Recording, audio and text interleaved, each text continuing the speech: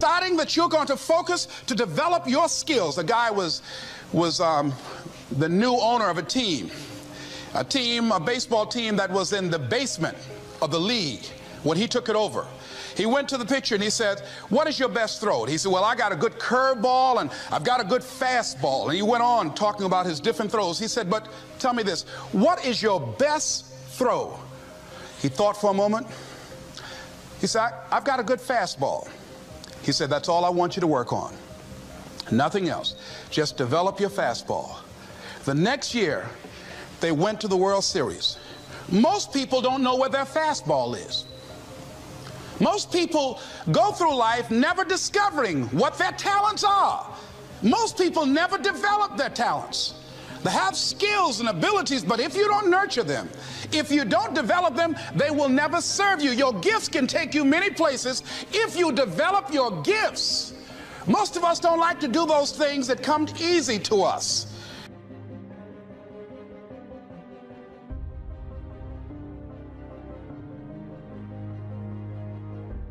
You have something that you brought to the universe, and that if you decide that my life deserves my developing this, what I do well, and becoming the best at it, and mastering myself, and seeing what I have within me, if you decide to drop your buckets where you are and develop your gifts, I grant you, you'll never ever be without. I grant you that your gifts will take you places that will literally amaze you. I grant you that if you begin to work to develop your gifts, you'll develop a strong sense of happiness. You'll get a larger vision of yourself, because part of beginning to get a larger vision of yourself, all of us need some area of our lives where we can have a feeling of competence.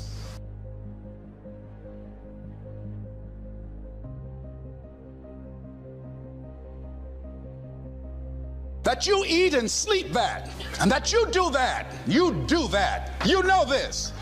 So you've got to work on it. When other folk are having a good time, you've got to have the strength of character to concentrate, to read, to digest information. If you decide in any particular area that you're concerned about, to make a conscious, deliberate, determined effort to read one book a month in that area, in 5 years, you'll be among the top 5% experts in the world.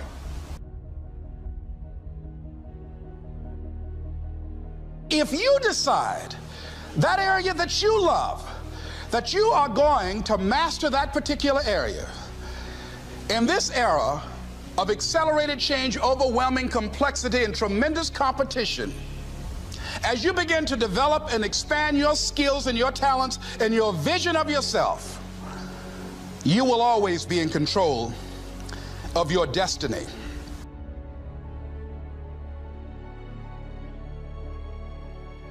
The next thing is, whatever it is that you want to do, you want to do it massively.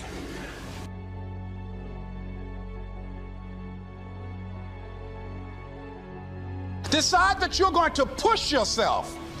Most people won't do that. Most people give up on themselves easily. You know, the human spirit is powerful. There's nothing as powerful. It's hard to kill the human spirit.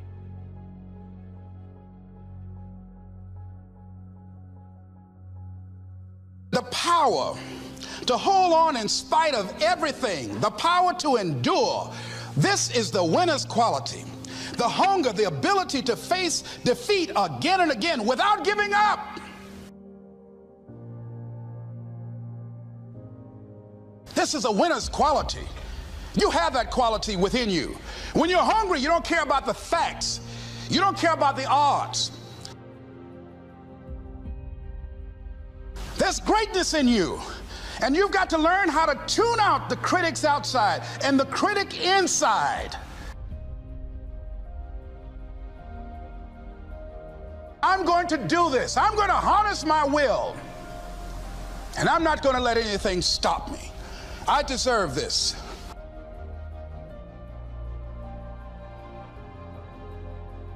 If you want something, you have got to be relentless.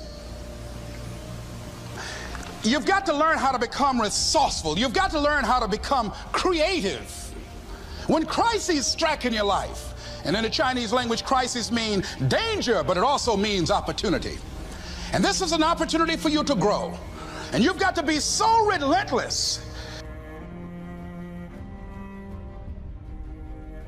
regardless of what comes down the pike, that you're always looking for a way to get over, always looking for a way that you can break through, always looking for a way that you can win, always looking for a way that you can strike a telling blow.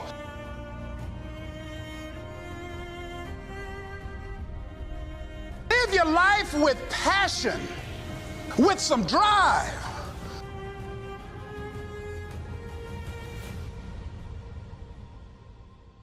And so if you don't have any fire, you've got to watch the people, the relationships that you develop. Have people of kindred mindsets. If you're around folk who are dead and negative all the time, they will affect you. You want people that are around you that have smiles on their faces, looking good. You've got to watch your countenance, watch your face. Have an uplifted expression, watch your body posture. All of these things affect you psychically. You are unstoppable. And because you are unstoppable, because you've got power that you haven't even begun to use yet, you owe it to yourself to release your brakes. How many of you have the experience of pulling out of your driveway and you mashed on the accelerator and the car was just going, it couldn't move, and you mashed harder and it couldn't move, and then you discovered you had your emergency brakes on, and then you release those emergency brakes and it goes, choo! Have you ever had that experience before? Most of us go through life with our brakes on, holding back, not giving all that we have, not sharing all of ourselves. Most of us go to our graves still holding on rather than releasing it. What are some of those things that keep us from releasing it? Because of past experiences, past defeats, past pain.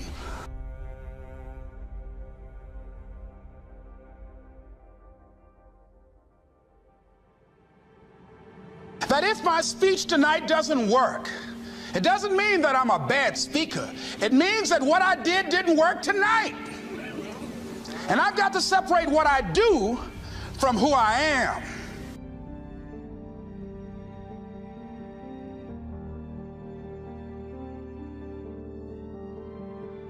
And don't give up on yourself. Don't throw the towel in so quickly.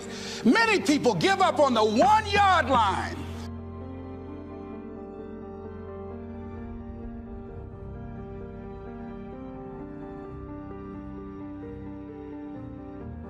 Life is not just that simple. It's not that cut and dry. And that's why most people never realize their personal greatness, because they're casual about life. And when you are casual about life, you will end up a casualty.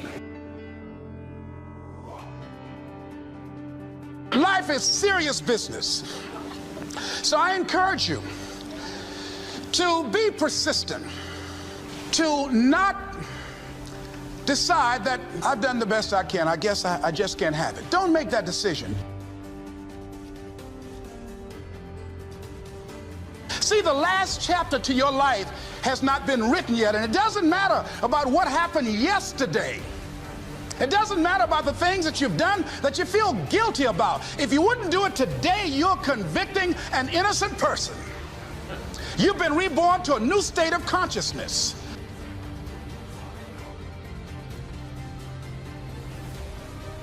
Start working and developing yourself now and prepare yourself for what it is that you want, because you expect to get it. And when the disc jockeys were in the control room, I would go in and watch them and develop a trust level, and they would let me stay, and I would watch and observe them working the controls. When you want something out of life, don't worry about how you're going to get it. How is none of your business. The most difficult thing it is to hold the vision. It's to hold the vision. You want to be persistent about what it is that you want to achieve.